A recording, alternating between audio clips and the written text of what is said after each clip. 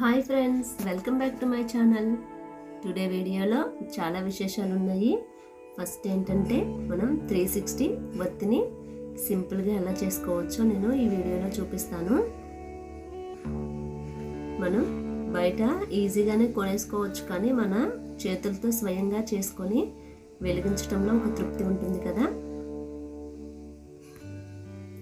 మనం ముందుగా కాటన్ను స్టార్టింగ్ కొంచెం చేసేటప్పుడు ఇలా కష్టంగా అనిపిస్తుంది, కానీ చాలా ఈజీనే.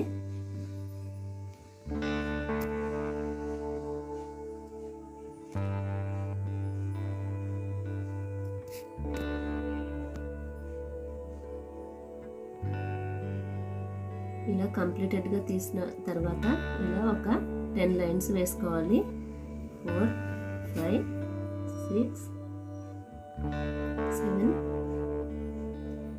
8, 9, 10 ఇలా 10 లైన్స్ వేసిన తర్వాత ఇక్కడ కట్ చేసుకోవాలి. ఇప్పుడు లైన్కి వచ్చేసి 10 ఒత్తులు ఉంటాయన్నమాట. ఇలా కట్ చేసిన తర్వాత మనకు ఒత్తిని కావాల్సిన సైజులో ఇలా కట్ చేసుకోవాలి.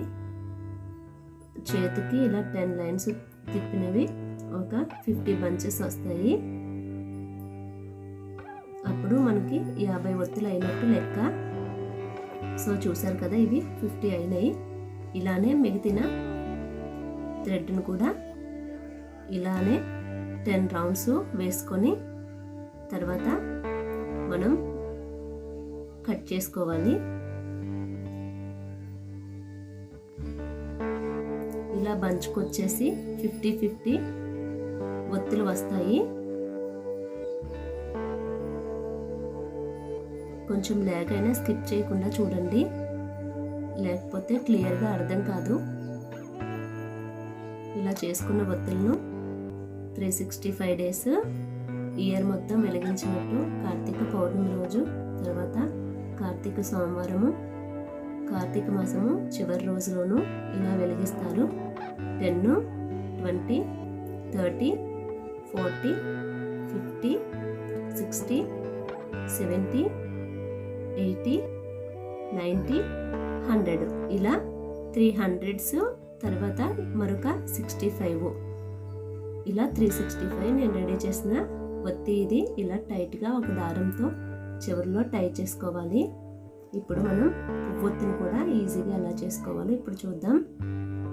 ఇలా కాటన్ తీసుకొని మీరు పువ్వొత్తి తర్వాత 365 ఒత్తిని చేసేటప్పుడు విభూదిని కానీ లేదంటే పాలను కానీ ఇలా చేతికి తడుపుకుంటూ చేసుకుంటే చాలా ఈజీగాను నీట్గాను వస్తుంది. సో చూసారు కదా,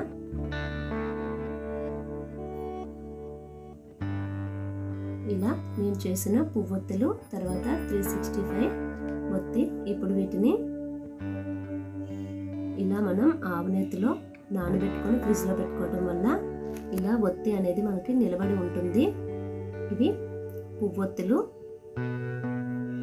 ఇలా నానబెట్టుకొని పెట్టుకోవటం వల్ల మనకు స్టిఫ్గా ఒత్తులు అనేవి జారిపోకుండా స్టిఫ్గా ఉంటాయి. తర్వాత వీటిని ఇది పసుపు మొక్క, ఇవి అరటి చెట్టు బెరడు ఉంటుంది కదా, వైట్ది లోపల ఉన్నదాన్ని తీసుకొని ఒత్తుల్ని మనం వీటిపై వెలిగించి వాటర్లో వదిలిపెట్టడం వల్ల ఇవి నీటిపై మంచిగా తేలుతాయి. ఇలా తెచ్చుకున్న వాటిని ఇలా చిన్న చిన్న ముక్కలుగా కట్ చేసుకోవాలి.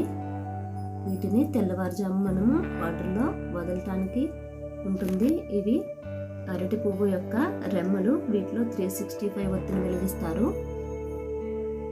తర్వాత ఇవన్నీ కార్తీక పౌర్ణమి ఉపవాసం చేసిన మధ్యాహ్నం పూట ఇలా ఒక గుమ్మడి పండు, కొబ్బరి బొండము ఇవన్నీ రెడీ చేసుకుని శివాలయానికి తీసుకెళ్ళి శివాలయంలో ఇస్తారు.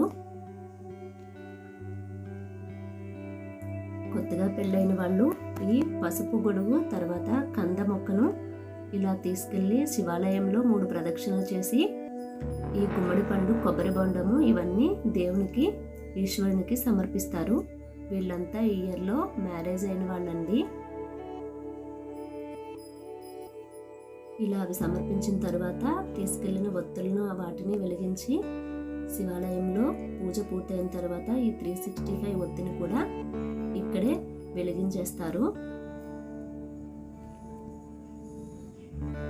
సో ఫ్రెండ్స్, ఇలా భక్తి శ్రద్ధలతో పూజ పూర్తయిన తర్వాత రామాలయము తర్వాత విష్ణాలయంలో కూడా ఇదే విధంగా కార్తీక పౌర్ణమి రోజు భక్తి శ్రద్ధలతో పూజను మా ఊర్లో ఇలా చేస్తారండి.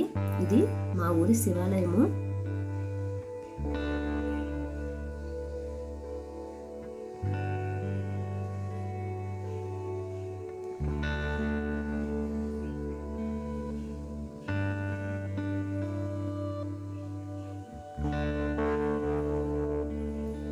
ఇలా శివాలయంలో మనకు వీలుపడినన్ని దీపాలను కూడా వరుసలుగా వెలిగిస్తారు.